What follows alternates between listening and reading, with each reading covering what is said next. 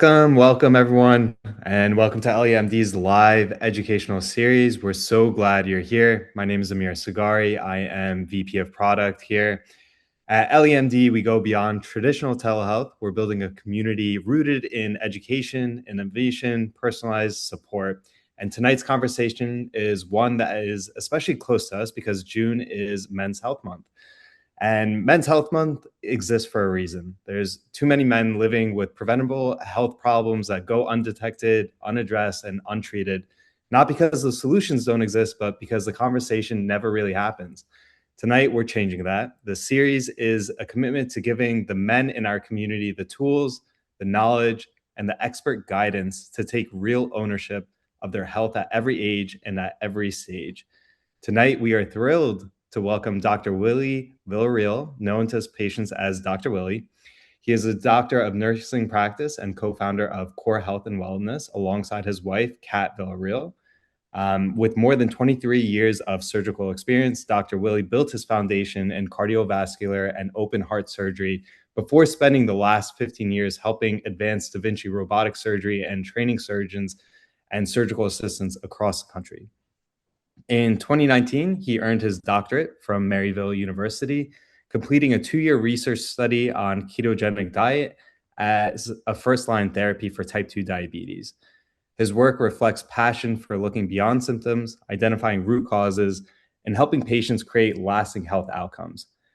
Dr. Willie, we're really happy you're here. Can you share a little bit about your background, your journey, and why preventative root cause medicine became your sole focus or one of the main focuses in your career?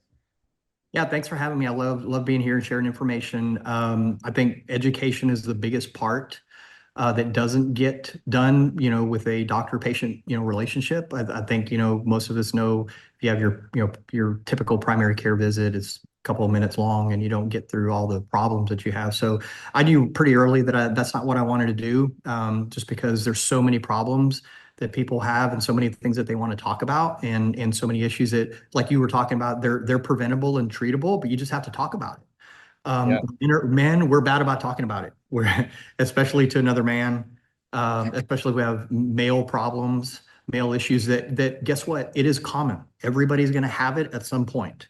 It is not inevitable. I mean, it's inevitable as far as like it's not an if, it's a when. So my passion really came from my life. I mean, I've been in medicine my whole life, but my life, especially from the hormone therapy side, got really transformed because I had, very low testosterone in my 30s, and I had been a collegiate athlete, and all of a sudden I wasn't the man I used to be, and so hormone therapy kind of changed my life, and then that's what kind of brought the focus in around there, and then I had the background in diet, nutrition, and training, so I worked initially with a lot of athletes, but that just translates really well to just overall health and wellness. So.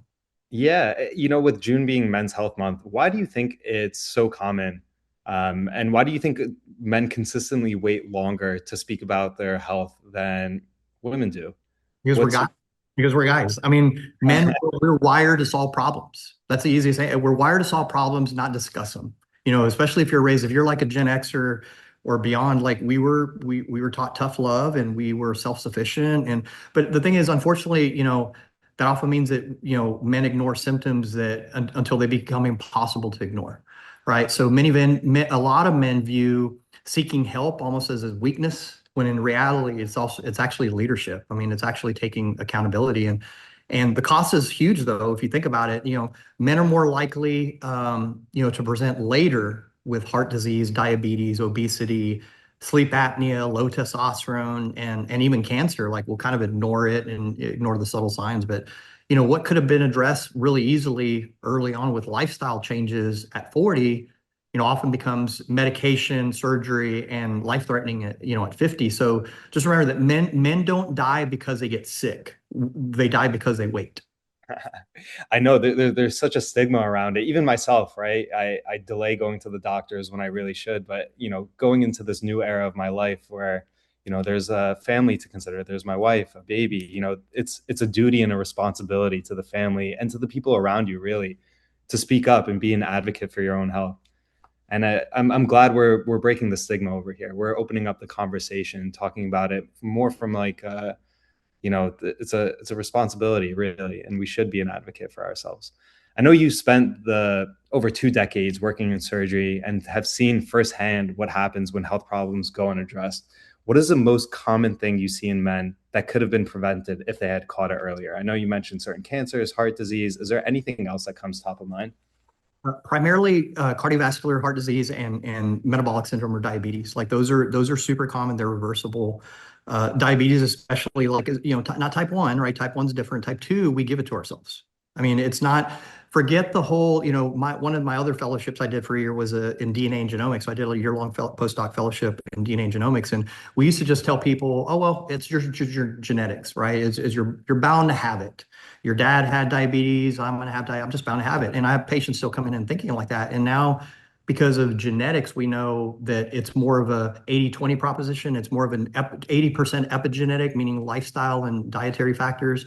And it's more like there's about a 20% genetic component, but we can now click on and off like gene expression by our lifestyle factors. So, you follow down the road of your family and eat terrible and don't exercise and don't have good lifestyle factors. Yeah, you're going to manifest just like they did.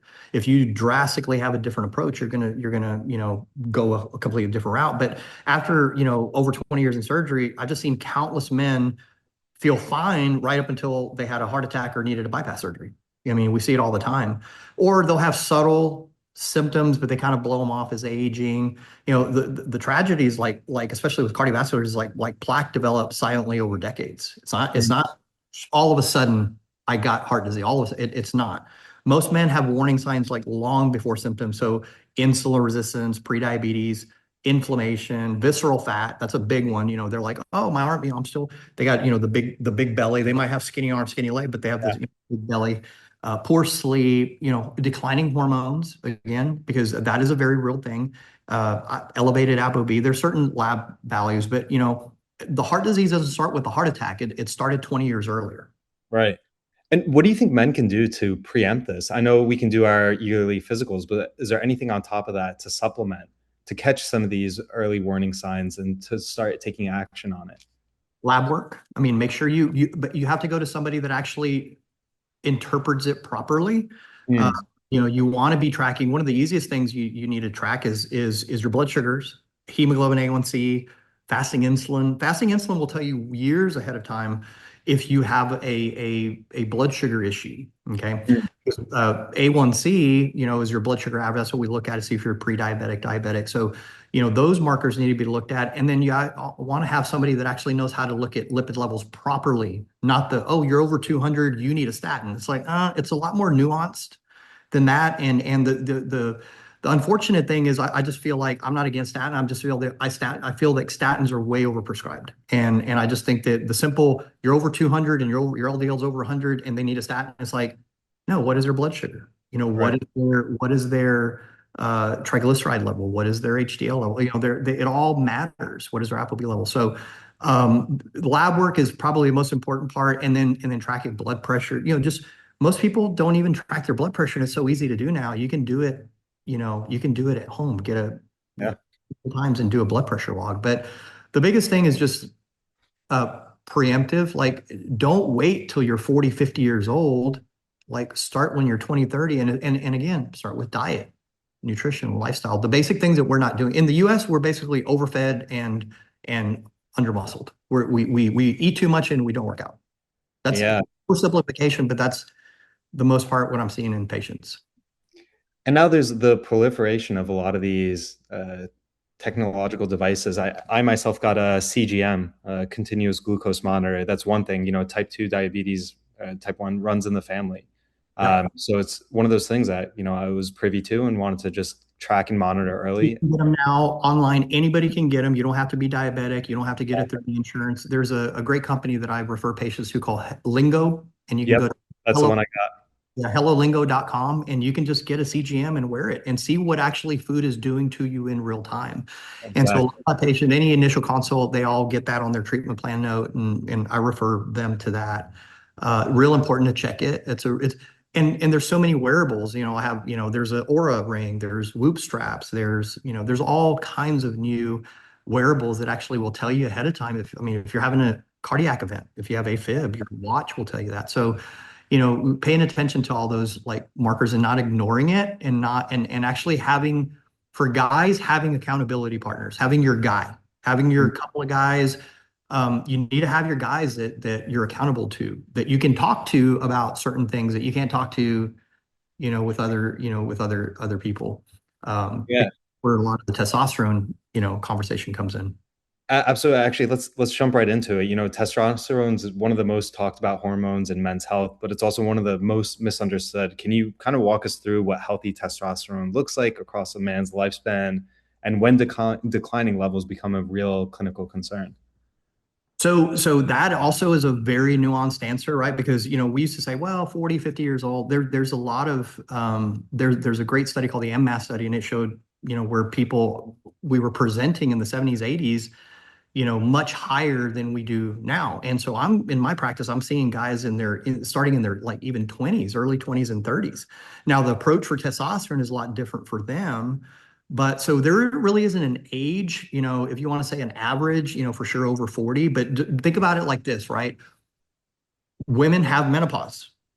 We have a male menopause, and it's been well documented now. It's called andropause. We jokingly call it manopause, and it's a very real thing, and it is with declining hormones. Now, the thing about it is that there isn't a specific number. If you go to your primary care and they tell you, "Hey, your testosterone's great," and you're in the 3 to 890 range, well, that it's way, way, way more. It's very important to understand where that 3 to 890 came from. It came from really nowhere. Like there's not a documented. That's everybody from 18 to 80 years old, and they average it out and they put it in a range. I look at if they tell you and they only look at your total testosterone and they don't look at your free at all, and they don't look at your SHBG, which is a sex hormone binding globulin. It's a protein that can block the conversion of total to free. If they don't look at all of those little nuances, then I would walk out. I wouldn't, because most of the time they're going to tell you, hey, you're five. So for instance, today I had a guy that's 550, okay, total. Well, his SHBG was really high. His free was really, really low. So he Mm. had all the same signs and symptoms as anybody with low testosterone in the 200 total testosterone. But he went to his primary care and they told him, you're fine. And he's like, well, but I have low sex drive, brain fog, weight gain, fatigue, all of the textbook symptoms of low T, but they told him he's fine. I've had multiple patients like that. So it's a lot more nuanced. So the problem isn't just the number, it's how the man feels, right? Yeah. Low testosterone will show up as fatigue, brain fog, reduced muscle mass or strength, poor recovery, increased belly fat, low sex drive, obviously, erectile dysfunction for some men if it's really, really low, just overall reduced drive. So a lot of people put the emphasis on drive. It's not just sex drive, it's drive. Like your drive Mm. doesn't want to do anything. A lot of my guys will tell me, hey, I want to come home and take a nap at 2 o'clock, or I just want to have energy to play with my kids at 5 o'clock when I get home from work. And it's just, I treat the symptoms plus the labs, not just labs alone. And again, it's not about masculinity it's vitality. Like hormones for men and women are going to dictate how we age. You're either going to age very, very well with good musculature, good lean muscle mass, or you're going to age very poorly. And Is that's there what. anything men can do to preempt, say you're not completely low, it's not, clinically low. Is there anything that we can start proactively doing to increase that testosterone level or at least maintain it? So here's the thing is, first off, I will say testosterone boosters do not work. I, Mm. I have tried for years and years and years. I've had guys come in and say, I want to try this natural, I'm not going to throw names out there, but you all know the names on TV with Doug Flutie and, the Big Hurt. And so I've challenged them many, many times. I said, hey, I don't care that it has a Tonkat Ali and horny goat weed and boron and D and all these things, Fedosia, aggressive. I've seen them through the years. And for 15 years, I've said, hey, if go ahead, take your testosterone booster. I'll draw your labs. And in 8 weeks, if your testosterone goes up, I'll carry it on my shelf. Mm. Nobody's ever passed that test. Okay, because there is a natural incline. So sometimes they'll take something and they'll come back and their labs are 100 points higher. And you can change 100 points from one day to the next, depending on sleep, if you had sex or didn't have sex. There's a lot of little variables. Right. But as far as optimizing, activity level, reducing body fat, understand the more body fat you have and visceral fat, the more aromatase activity you'll have. So you're gonna hold and convert a lot more testosterone into estrogen. So they'll get the man boobs, Mm, so there's a lot of things you can do from obviously like a quality diet with quality amount of protein, resistance training, heavy resistance training, and heavy's relative. What I mean by it could be body weight, it could be. I'm not saying go and start powerlifting. I'm just saying go and do some form of resistance training. Okay, but beyond that, like adequate sleep. People discount how important sleep is, but sleep is when your body recovers. right. So if you're not recovering, so the basics that most people aren't doing, people come in and say, I feel like crap. It's like, well, are you sleeping well? No. Are you eating well? No. Are you exercising? No. But I think it's my hormones. So I'm like, maybe, but you got to be doing all the other things You too. got to cover the basics first, right? You got to Exactly. do it right. And following along that same thread, an active lifestyle is the core of not just Men's Health Month, but just for longevity in general. But there's a lot of men that are training and still feeling like their body isn't responding the way it used to be, Yep. the way it used to. Yep. And if you can walk us through physiologically, where do peptides like BPC and TB500 or TESA-IPA really play into this broader picture of recovery? Well, so remember, like today, healthcare is all reactive. We react after the fact, and wait until like the diabetes develops and the heart attack happens and all, and then now, I'm going to do something. And whereas like longevity medicine really asks like, how do we prevent that from happening? So, peptides are really great tools, especially in my practice that like help support recovery, metabolism, growth hormone signaling. So the TESA-IPA would dive into that, cognitive function, body composition. Hmm. Remember, I've said this before, they're not magic bullets, they're amplifiers of good lifestyle habits. So you're not gonna out peptide your way out of a poor lifestyle. You're not. So men like we train hard, but like recovery capacity declines, we stop responding. So, especially after age 35. So, that's the main time that testosterone declines, growth hormone declines, mitochondrial efficiency declines, inflammation rise, you could name it. But like that's where like BPC comes in. So I use a quick story. I'm an elder at our church, and we have an elder couples dinner once a month. And one of my guys that came in, he's an elder, he's a patient. He came in and he goes, "Hey," pulled me to the side. He says, "Hey, um, real kind of suspicious." And he says, "Can I talk to you?" I said, "Yeah." I says, "That's that stuff you have me on." He goes, "That the peptides." He goes, is it like, am I supposed to feel the way I'm feeling? I feel like I'm cheating. He says, I feel like, he goes, it was Father's Day. And I was like, all my 18-year-old, like my kids couldn't, they couldn't keep up with me and this and that. He goes, I feel like, I don't know if I should be feeling like this good. I'm like, what do you mean you don't know you should be feeling this good? He's like 55. But he was suspicious. Like he was almost not believing how good Mm. he felt just from peptides. And I'm like, no, you feel normal. You're shocked because you feel normal and you feel like you did when you were 20 or 30. And he's just basically on BPC and TB500 and training, and he just feels like amazing. So, they're extremely important tools to help us recover better because you're a little young, but like if I'm over 50 and we can't do the things that we did, when we're 20. You could stay out all night till 2 in the morning and then get ready to go to work at 6 in the morning. You were fine. Like you try to do that now, it's like, nope. Yeah, I mean, it's interesting. There's a lot of talk about these different peptides, specifically BPC and TB500. Can you walk us through what they're actually doing at a tissue level that conventional approaches may not be doing? Yeah. So especially like BPC, TB500, those are some of my favorites. So a lot of the treatments today manage symptoms. BPC specifically has been well studied for angiogenesis. So that's a creation of new blood vessels. So that is why things like, Achilles tendon, like tendons and ligaments, which historically have a very low blood supply, they heal a lot quicker because they get adequate blood flow.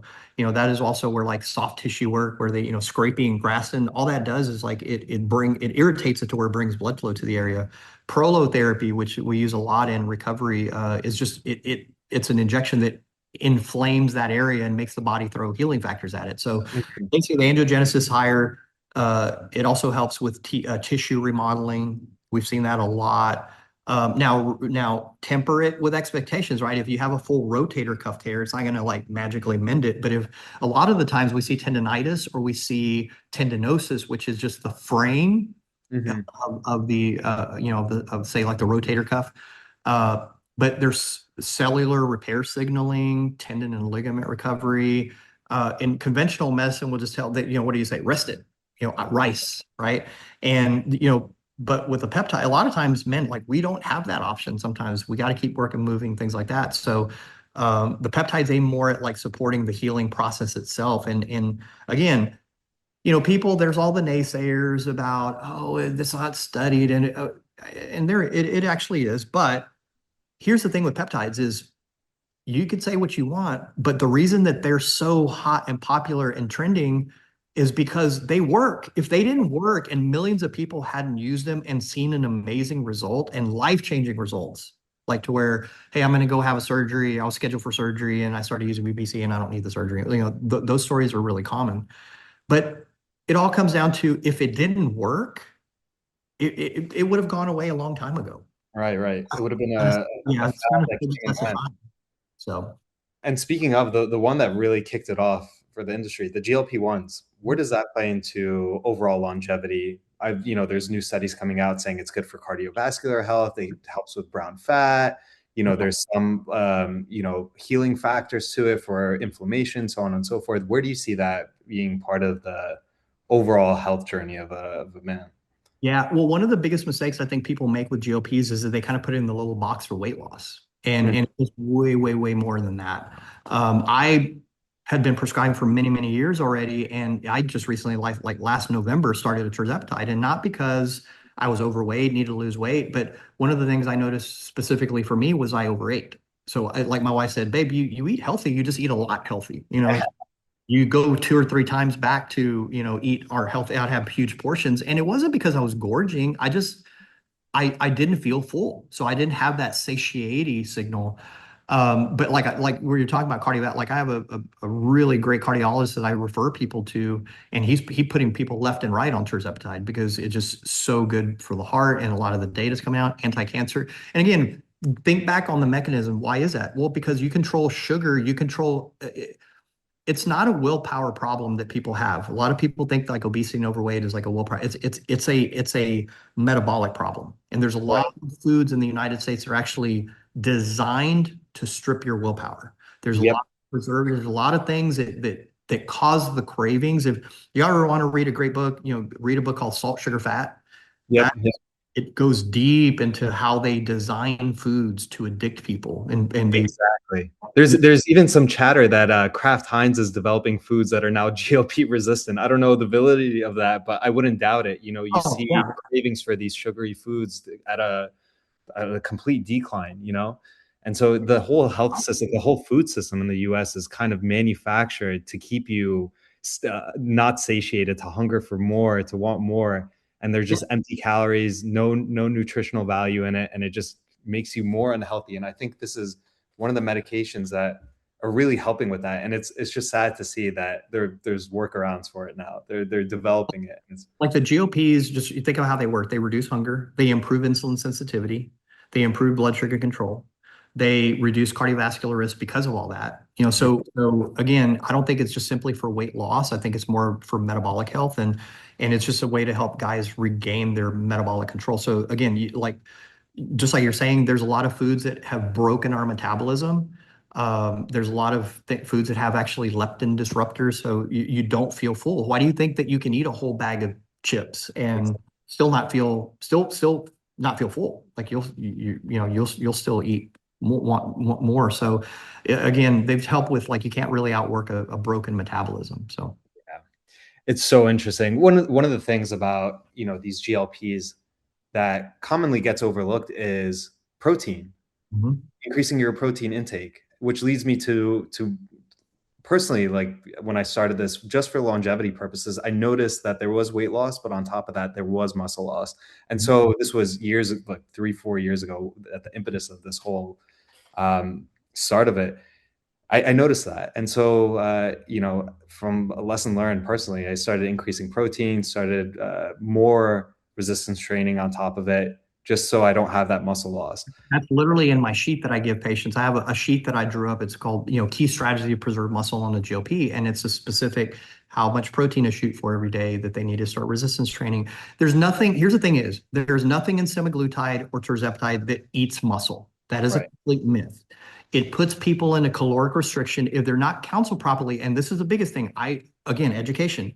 I see so many people that go to their PCP and they go, I want to lose weight. Oh, here. And they hand it to them and they don't tell them, oh, by the way, you're not going to be hungry.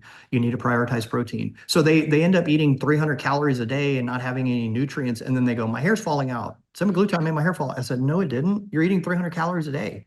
Or it made me lose my muscle. I'm like, are you exercising? No. Are you eating protein? No. So it is really important. And now actually a couple of the really big companies say like BioT, which does pellets, which I use it as an option. But BioT actually now, if they put you on a GLP-1, they recommend you use Sermorelin. Interesting. Yeah, let's touch on that because as part of my own journey, I've done Samorelin, I've done Tesamorelin, Ipamorelin blends. Can you walk us through how that helps the support for those to support muscle preservation, especially as we age, not just for the while taking on GLPs or after your GLP journey, but like both on the age while you age and also, as a preventative measure or Yeah, something you it's that growth hormone support. We start to drop it, and everybody, testosterone gets a lot of the play because it gives you the immediate impact, right? But growth hormone starts to drop in 30 35 late 20s early 30s 35 at the latest, but nobody really talks about it. And one of my favorite, when people come in and they ask me, they're like, there's so many peptides, like what should I start? And I'm like, foundationally, a growth hormone secretor, like something that's going to support your growth hormone as the umbrella that covers everything, and then add in goal specific wise. hmm Right. So, Sermorelin I've been doing peptides, got 10 plus years, and they've waxed and waned and gotten popular and come and gone. And Sermorelin was always the original mainstay until then it was Ipamorelin with CJC 1295. And then now the Tesamorelin and Ipamorelin is top of the line. So it's GHRH and a GHRP. So they work hand in hand. One makes you release more, and one makes you, pulse more. So the growth hormone, like again, it declines dramatically with age. So that's why we have a lot of the muscle loss on top of the testosterone, but muscle loss, fat gain, slow recovery, reduced performance. So the the Tessa IPA, it really helps like simulate our own growth hormone pathway. And that's what I explain to patients. Like, it's not adding anything foreign. Okay. Right. It is stimulating you to make more, and then it's out by the morning, So here's the thing is preserving muscle is critical because muscle is our largest metabolic organ. It's our largest Right. disposal of like blood sugar. So it is literally the strongest predictor of longevity is Wow. muscle. One of the big, key indicators of longevity is grip strength. So I urge a lot of my guys to like try to do farmers carries, hang and hold from a bar, Mhm. body weight, but grip strength is a direct correlative to like longevity. Yeah, that's you said something interesting, right? So there's a little bit of stigma around Tessa Ipa Samorelin. Is it the case where you'll ever dip below your baseline once you cycle it off, or is it something? No. No, no, no. What I tell people generally is that one is one that you can take long term. A lot of them you want to press pulse. Sometimes you can take it, 6 months on, a couple months hmm off just to preserve. But it's not giving you synthetic HGH, which Right. raises your levels and it keeps us out. And so synthetic human growth hormone that will shut down your HPTA axis, the feedback loop. Right. Okay, so that's a lot of people worry about. That doesn't happen with Tessa and IPA because it's not giving you synthetic growth hormone. It's stimulating you to make more. So it's not going to overstimulate you to make more. Right. Wow. Well, thank you. I know we've been talking about the physical aspect, and in life, it's both mind and body. Men's health is growing focus on we're focusing more on the mental health side of things, and we're far less likely to seek help when it comes to anxiety, depression, burnout. How do you approach that conversation with your male patients, and where do peptides like perhaps C-Lang, C-Max, or dihexa come into the picture? Yeah. Well, so a lot of guys, what they mistakenly conceive as depression is actually like a depressed state. Most guys aren't having true clinical depression where they, want to stay in a dark room and stay inside that. Like it's more just a depressed mood. And that Yeah, a lot of that is again, you know, trails back to like testosterone levels dropping off. But, a lot of them will say like, I'm exhausted, I'm irritable, I have no motivation, I lost my mojo, I don't feel like myself. And then, they're like, well, maybe you're depressed. And they go to your primary care and they're like, oh, you're depressed. Here's antidepressants. Like, right, they protect their testosterone, or let's just say something simple, their vitamin D levels. Look at the correlation between vitamin D deficiency and anxiety and depression. And right. it's something very simple. It's a low-hanging fruit, and it's not even checked. So they won't check their vitamin D, it's clinically deficient, and they'll just put them on an SSRI. I start by looking at like testosterone, sleep, metabolic health, inflammation, stress, because guys are again, they're less likely to come in talking about their mental health, especially to another, because they don't want to be seen as less than, right? So it's going to be real important, and we just address that specifically. But like C-Lank and C-Max, depending on they do different. They're just both neuroregulatory peptides. Okay? Hmm. The whole thing, oh, there's no studies. There's ample studies out of Russia and other places, that have been going on for years on Cmax and C-Lank. So a lot of the guys, a lot of my patients, they'll describe on Cmax, C-Lank, they'll say they have improved focus, reduced anxiety, okay, especially with C-Lank, better stress resilience, improved mental clarity.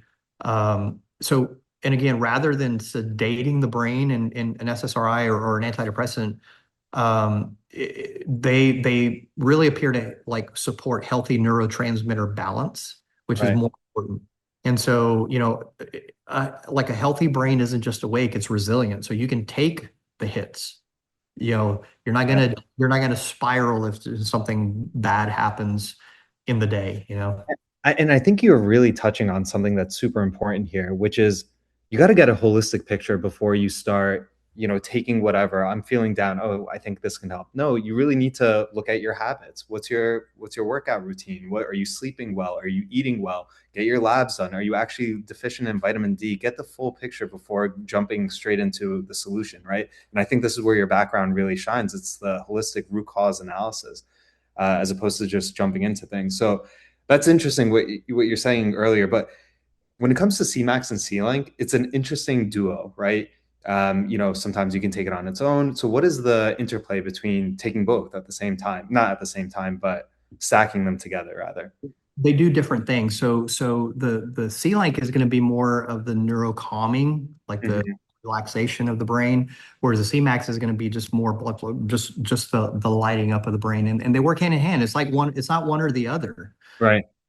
Because just because they have a certain symptom, they're very, very synergistic. Yeah, they'll work well on their own, but like especially C-Max, a lot of data. I have a very like a cousin of mine we're very, very close. He had strokes. He had two Mhm. strokes. And yeah, he Wow. started a nonprofit called Two Strokes, but at 38 years old. And C-Max was extremely important in kind of helping his brain recover, especially after a TBI, which he got from the stroke, and any kind of like brain infarct or any kind of like brain bruise. Yeah. Uh, the C-Max is really good for that, especially helping with quick recovery. But the C-Lank is going to be more for the wired and tired that a lot of women get, but women get that, but guys get that too. Like guys get that, hey, I got all these things to do, and and they don't have really a good routine to kind of start like chilling down, chilling out as they get closer to sleep. Why do you think that is? Why do you think that in Russia this is commonly prescribed for stroke patients and this is widely used over in other Look, countries, not just Russia alone, but in the US healthcare system, we don't really advocate for these types of medications or peptides? less regulation and money. Hmm. We can narrow down the majority of the things in the United States to money, whether it's food, whether it's a healthcare system, whether it's anything. I can tell you just from a personal perspective, I've had a surgical company for many, many years, and through the years, like our just as with any provider, our reimbursements have just dropped. But the insurance companies and the hospitals are making more and more and more money. The That's providers are the ones that are, getting phased out and not getting paid. And it's money. I mean, it's just it's money and regulation. Yeah, and I see this as such a beautiful initiative that we're doing here at Ellie, right? It's really democratizing these medications, you know, making it available to the average person, right? Whereas before these were not widely available, and it's really interesting. On that same thread, there's a lot of other peptides that are coming out, or rather gaining in popularity. One of them being MOTS-c. I've heard a lot of great benefits there as far as the improving metabolism, improving overall energy. Can you speak more on MOTS-c specifically and how Yeah. it's relevant to maintaining a healthy life? I love Motzi. I personally take it. I stack it with NAD. I take it Monday through Friday with NAD. I'm using it a lot, and what I've seen with a lot of as an adjunct therapy, right? With a lot of my patients, about half of them that are coming in with, they're coming to see me for testosterone issues or hormone issues, men and women. They also Mhm. have a metabolic issue, and it is extremely it is a great adjunct to help with anybody with insulin resistance. Yeah. Uh, because it really one of the main things it does is increases insulin sensitivity, energy utilization, which again, as we get older, because it's a mitochondrial peptide, which is it's in the name, it's one of the naturally derived mitochondrial peptides. And so it helps our mitochondria, which if you remember, it's the powerhouse of the cell, which helps with ATP, remember from class. But it increases like something that we call metabolic flexibility, which we lose. So metabolic flexibility is the ability to eat fats or carbs. The carbs are not bad, guys. The problem is that nobody's eating broccoli, Brussels sprouts, like they're eating, those are carbs. They're eating bread, tortillas, pasta, like things that spike your blood sugar. So it's not really the types of carbs. It's not really the carbs, it's the types of carbs. And also the quality, right? So metabolic flexibility, we've lost that. And that's the ability to, if I eat a burger or a sandwich and I'm metabolically flexible, like my blood sugar may go up, but it comes right back down. Yeah. Exercise performance. I mean, MOTS really help. So as we age, mitochondria just becomes less efficient, like especially over 40, over 50. So it's just a way of restoring that signal. So I love using MOTS with a lot of my, insulin resistant patients that are like pre-diabetic or kind of even borderline or even diabetic. It's crazy. While I was doing the whole CGM experiment, I did it over a few months. I noticed there was two foods that really spiked my insulin. It was bananas and beer, surprisingly. And I started cycling Motzi, and I saw, wow, the difference was night and day, right? Just looking at the data, the raw data. Wow, my insulin would spike, come right back down. Whereas before it would spike, stay there for a prolonged period of time. The other personal benefits that I saw was, and it was crazy because you don't necessarily feel it, you experience it.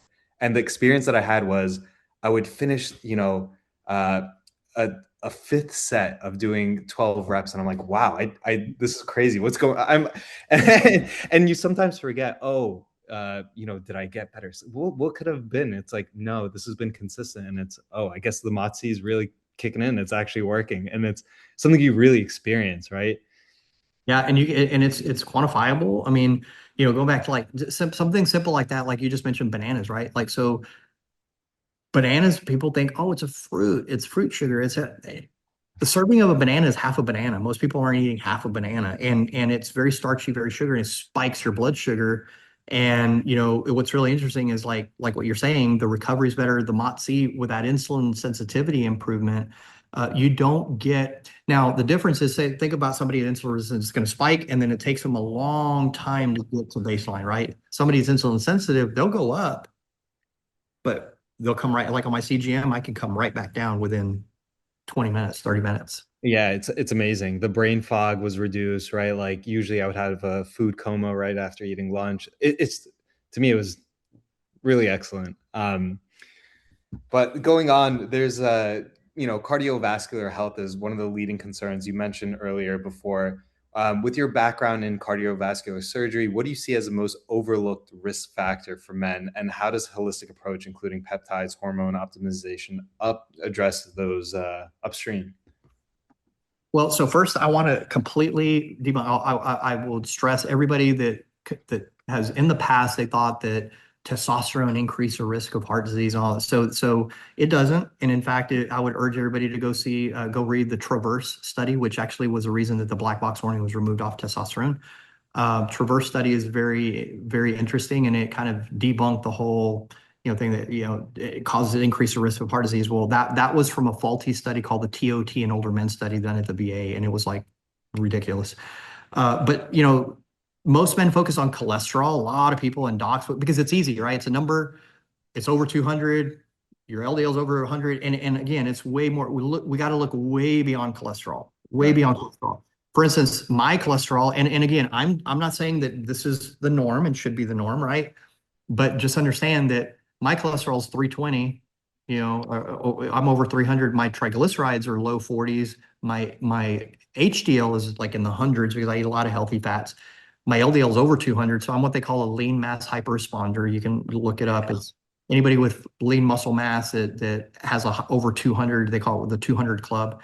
But my A1C is low. I've had a clearly heart scan that shows no plaque. So one of Mm. the things is I do clearly heart scans now instead of calcium scores. They're much more accurate. But you know, I focus more on, again, their insulin resistance, their inflammation, what's damaging the blood vessels. Not cholesterol is not this boogeyman. It's not this boogeyman that we've been told that like the whole notion is, oh, you have so much cholesterol floating around your body that it's just looking for a place to stick. That is not true. Mm. Cholesterol actually saves. So sugar damages the blood vessels. It rubs off an interior of the vessel called the endothelial glycocalyx. And then when that's gone, we don't get nitric oxide production. We get damage and cutting to the inside of the vessel. And then the body throws, guess what? Cholesterol, white blood cells and foam cells to heal it. And then the cholesterol gets blamed and the sugars over here, not even getting blamed for anything. So patients come in all the time and their cholesterol's in the tank because they're on a statin and is very effective at lowering their cholesterol, but they're pre-diabetic. So I'll sit there and say, hey, you think you're protected because you're on the statin? They're like, well, my cardiologist said my numbers are great. And I'm like, you're pre-diabetic. You're still at risk for heart disease. So, you got to look at things like ApoB, which is a really good indicator now on lipid panels. LP little a is a genetic factor. So if it's high, a lot of times there's not a lot we can do that. It's just knowing that you have LP little a. Sleep apnea, huge. I do a lot of sleep studies. Sleep apnea will massively increase the risk of heart disease, and very few people are actually looking at it. Visceral fat, huge, huge, because visceral fat itself is like its own organ.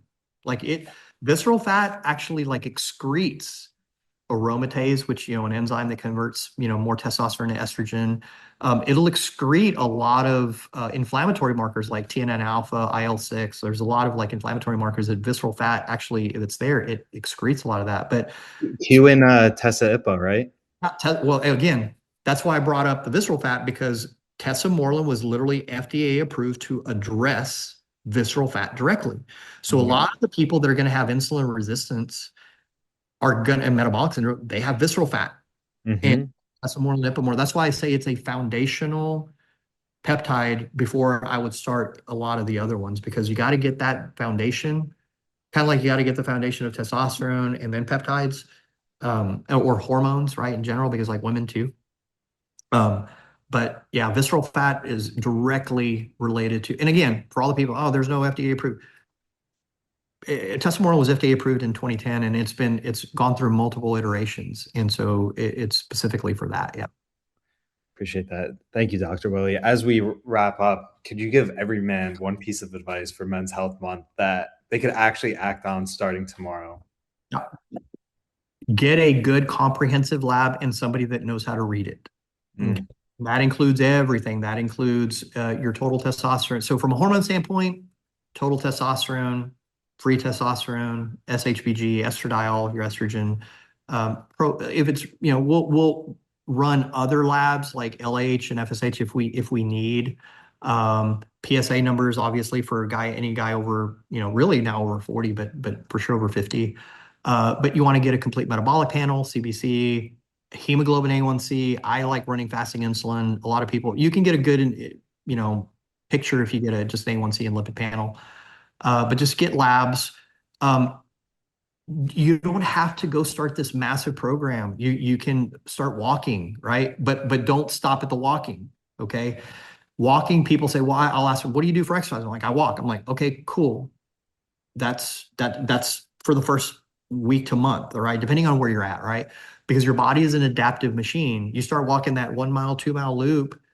After about a couple of weeks, your body's adapted to that. Right. If you're not raising heart rate, if you're not doing anything that builds muscle, you're just going to kind of plateau. So, and then slowly start implementing, depending on where you're at, right? Start implementing resistance training. So, really do not be afraid to talk about sexual health with a provider, especially it's hard if it's a female, especially because, but if you have a male provider, do not be, because it's super common. Easy thing to remember is 40% of men over 40, 50% of men over 50, and 60% of men over 60 are gonna have some issue with ED. And sexual health is extremely important, especially if you're in a like great monogamous marriage. It's extremely important long term for just health and wellness. So there's a lot of things that you can do for sexual health. LEMD has some great tools, for sexual health, but it starts with a conversation. So, Mhm. but yeah, that would be the main thing is like eat well, go out in the sun, you know, walk, move, and then get all your labs. Do the easy things first that are free. Right. Do the free things first. Optimize sleep. And then get a comprehensive lab and see somebody that's knowledgeable. Wow, appreciate that. Yeah, take a holistic approach, right? Do the easy things first before jumping right into solutions. I appreciate that. Well, thank you, Dr. Willie. Thank you for helping educate us and our audience. To everyone turning in, thank you for joining us. If you were invited to this call by someone else, please be sure to reach back out to them. Thank you and appreciate you all and have a good night.